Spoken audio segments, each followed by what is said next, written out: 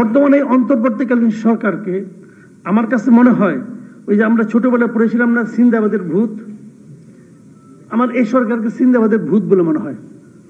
কাঁধে তো উঠে বসেছে, নামাবেন কিভাবে এটা ভাবেন আগে, কারণ ওনারা বসে এত আরাম পেয়ে গেছে যে আর নামতে চায় না।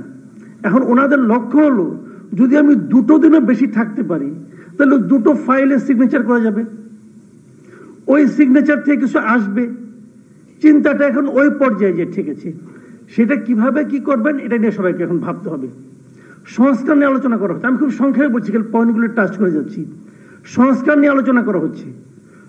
সংস্কারটা কি আসলে, তারা কি সংস্কার করবে? গত 11 মাসে তারা কি সংস্কার দেখাতে পেরেছে এটা আমাকে বলেন।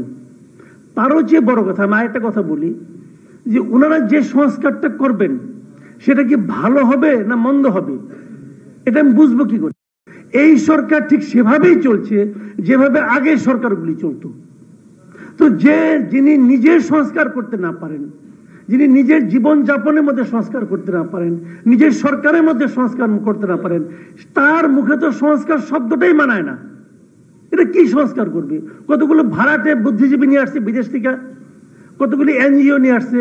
এই এনজিওদের সংস্কার, যারা নাকি এই দেশ থেকে চলে গেছে, যে ভাড়াটে বুদ্ধিজীবীরা যারা অন্য দেশের নাগরিকত্ব গ্রহণ করে, সেই লোক এসে আমাকে সংস্কার করবে, আর সেই সংস্কার আমাদের দেশে পলিটিক্যাল পার্টিগুলো মানবে। কেন মানবে এটা আমি বুঝি না।